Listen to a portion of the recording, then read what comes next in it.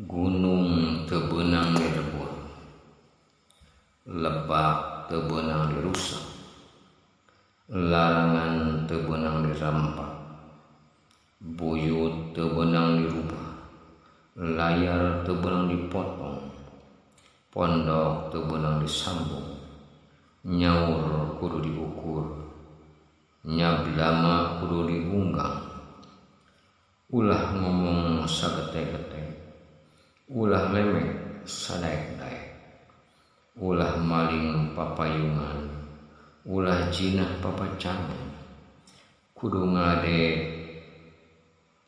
sadekna nilas saplasna, mipit kudu amli, ngala kudu menda, ngeduk cikur kudu mihatur, nyokel cabe kudu micari, ngagedak kudu bewar, weduk teu kalawan diaju, bedas teu kalawan dimomoton, nu lain kudu dilainkeun, nu ulah kudu diulahkeun, nu enya kudu dienyakeun, ulah kanu beureum, ulah konteng kanu koneng, karana lamun dirempak matak burung jadi ratu, matak edan jadi menang, matak pupul pangawuh, matak hambal komaran, matak teu mahi juritna, matak teu aya perang, matak sanggar kanaga. Gunung tidak boleh digunduli, lereng tidak boleh dirusak, larangan tidak boleh dilanggar, aturan tidak boleh dirubah, layar tidak boleh dipotong, pendek tidak boleh disambung, bertutur kata harus diukur, berkata harus yang benar, jangan berbicara seenaknya, jangan bercakap semaunya, jangan mencuri perlindungan, jangan jinah ketika berpacaran, harus memotong sewajar, menepas sebaik-baiknya, memetik harus pamit mulai, harus minta dulu, tutur berkata dulu, harus berpamitan dulu, pernyataan sakti bukan kesaktian, kuat bukan berarti diberi jimat, yang bukan harus dibukakan, yang benar harus dibenarkan, tidak boleh tertarik kepada yang merah, tidak boleh tertarik kepada yang kuning, karena kalau dilanggar akan busuk menjadi ratu, agar gila menjadi pejabat, akan hilang pengetahuan, akan jatuh nama baiknya, akan kalah dalam pertempuran, tidak akan jaya dalam peperangan, akan membawa apes pada negara. Adapun raja-raja dan bupati Panjalu, 1. Prabu Rangga Gumilang, putra Rangga Mantri Raja Talaga, makamnya di Gunung Pitung. 2. Lembu Sampur, putra Rangga Gumilang, makamnya di Ciberem Panjalu, masuk kawasan Kecamatan Sukamantri. 3. Putra Cakradewa, yaitu menantu Lembu Sampur, menikah dengan Permana Dewi, makamnya di Sangiang. Prabu Borosngora sebagai Bupati Raja Panjalu pertama dan yang membuat Situ Lengkong, Babat Panjalu. Situ Lengkong sebagai pusat pemerintahan Panjalu. Prabu Borosngora mempunyai 2 orang putra, yaitu Raden Arya Kuning dan Raden Arya Kencana. Menceritakan tentang Raden Arya Kuning dan Raden Arya Kencana serta Pati Panjalu. Raden Arya Kuning menerima tahta kerajaan dari Prabu Borosngora. Kemudian musyawarah antara Prabu Borosngora dengan patihnya tentang rencana pindah ke daerah Jampang serta penyerahan kekuasaan kepada putranya.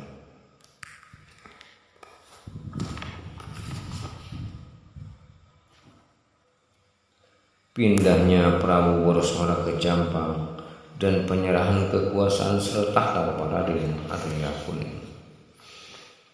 Prabu Borosmora pindah ke daerah Jampang tahun 61 sampai 75, kisaran 37 tahun sampai 41 tahun.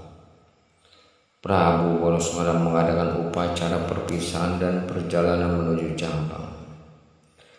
Kemudian pemerintahan Raden Arya Kuning sebagai Bupati Panjalu kedua antara tahun 76 sampai 96. Raden Arya Kuning sebagai penguasa yang memegang pemerintah secara adil bijaksana. Musyawarah antara Raden Arya Kuning dengan patinya tentang rencana pengeringan Situlengkong Panjalu. Seterusnya memohon izin kepada ayahnya Prabu Borosmora di Jampang dan mengutus patih yang bernama Ki Bumi Sakti. Prabu Borosmora memberi izin kepada Raden Arya Kuning untuk mengeringkan Situlengkong Panjalu dan mengambil ikannya, tetapi Prabu Borosmora tidak dapat hadir. Oleh karena itu, beliau mewakilkan kepada putranya,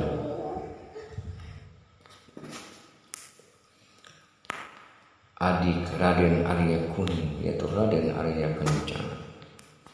Selanjutnya Raden Arya Kuning dan Raden Arya Kencana berselisih paham antara tahun 97 sampai 132. Raden Arya Kuning mengeringkan Situlengkong tanpa menunggu datangnya Raden Arya Kencana yang akan mewakili ayahnya Prabu Borosmora. Utusan Raden Arya Kuning bertemu dengan Raden Arya Kencana dan membawa pesan agar Raden Arya Kencana menemui Raden Arya Kuning untuk melanjutkan pengambilan ikan. Raden Arya Kencana berusaha menemui Raden Arya Kuning, tetapi kemudian Raden Arya Kencana menjadi tersinggung dan marah. Terjadilah perselisihan paham dan kemudian Situlengkong dibendung kembali oleh Raden Arya Kencana dan mulailah terjadi perselisihan. Selanjutnya peperangan antara Raden Arya Kuning dengan Raden Arya Kencana kisaran tahun 192 hingga 208. Raden Arya Kuning mempersiapkan wadia balan untuk menyerang Raden Arya Kencana. Ki Bumi Sakti pergi ke Jampang untuk melaporkan kepada Prabu Borosmora bahwa telah terjadi perang tanding antara kedua putranya. Perang tanding antara Raden Arya Kuning dengan Raden Arya Kencana didamaikan oleh Kampuh Jaya sekitar tahun 204 hingga 251. Raden Arya Kencana diangkat sebagai Bupati ketiga Panjalu kisaran 252 sampai 263. Kampuh Jaya menyampaikan pesan amanat Prabu Borosmora bahwa yang berhak diangkat menjadi Bupati Panjalu adalah yang menang dalam peperangan selanjutnya.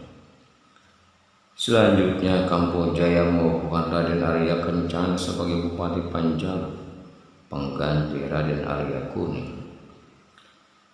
Berikutnya Prabu Borosmora menerima laporan Kampuh Jaya tentang peristiwa yang terjadi Panjalu kisaran tahun 266 hingga 280.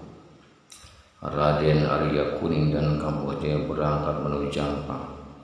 Tetapi di tengah perjalanan Raden Arya Kuning meloloskan diri serta tidak bersedia pulang ke Jampang. Laporan Kampuh Jaya bahwa upaya mendamaikan kedua putra Prabu Borosmora telah dilakukan dan telah mengangkat Raden Arya Kencana sebagai pengganti Arya Kuning. Berikutnya Kampuh Jaya diangkat menjadi patih di Panjalu dan bergelar Raden Guru Haji kisaran tahun 282 hingga 304. Prabu Sanghyang Borosmora mengangkat Kampuh Jaya sebagai patih di Panjalu dan memberi gelar Raden Guru Haji dan seterusnya berangkat dari Jampang ke Panjalu. Berikutnya Raden Arya Kencana menjabat sebagai Bupati ketiga Panjalu kisaran tahun 305 hingga 332. Keadaan Panjalu menurut orang-orang Jampang yang telah mengantar Kampuh Jaya. Raden Arya Kencana menjadi Bupati menggantikan Raden Arya Kuning dan mempunyai putra yang salah satunya diberi nama Sanghyang Teko dalam Cilanggong. Sang Hyang Teko inilah yang telah menggantikan Raden Arya Kencana setelah wafat. Berikutnya Kukuna Teko menggantikan Raden Arya Kencana menjadi Bupati Panjalu keempat, kisaran tahun 323 hingga 360.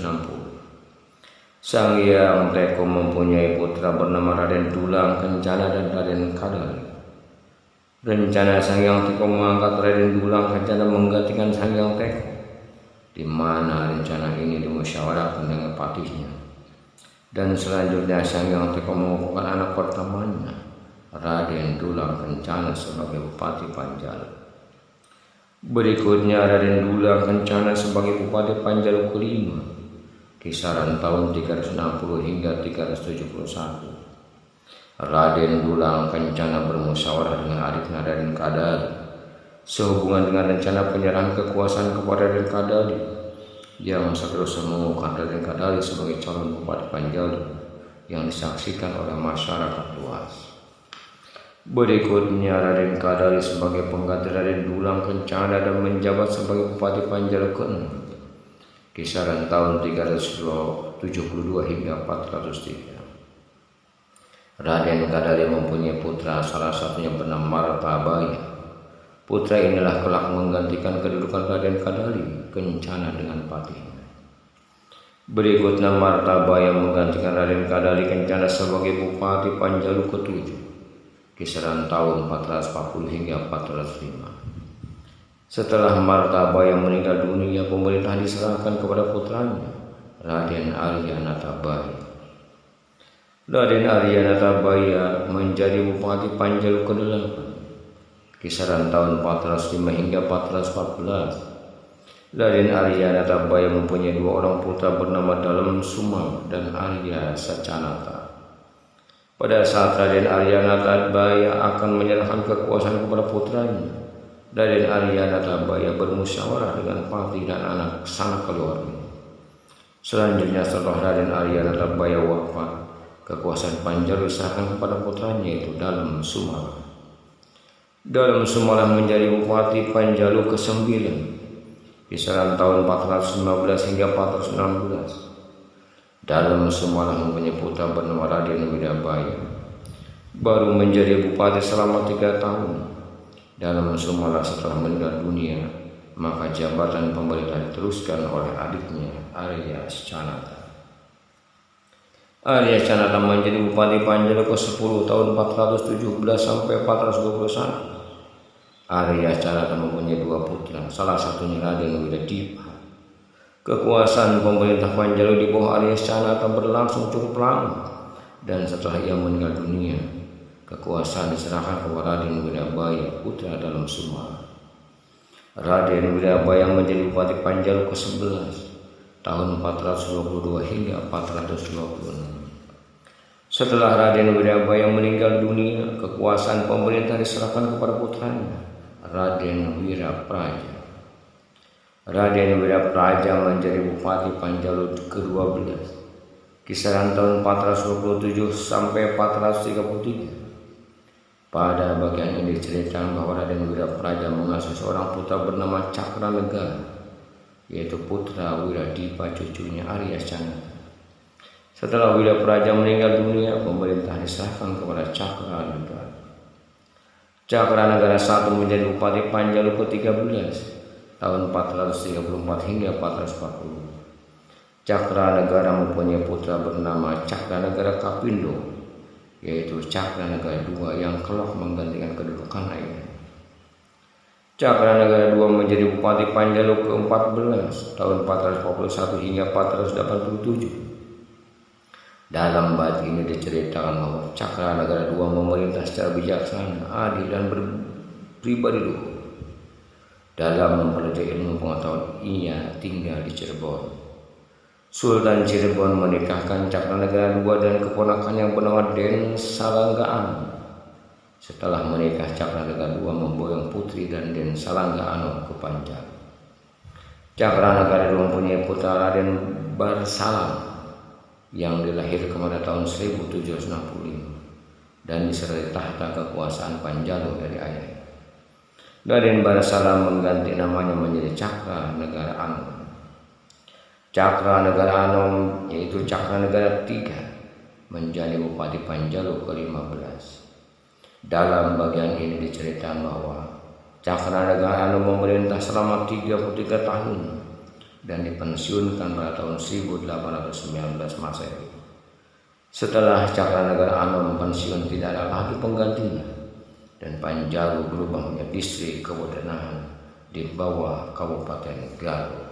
Wallahu a'lam.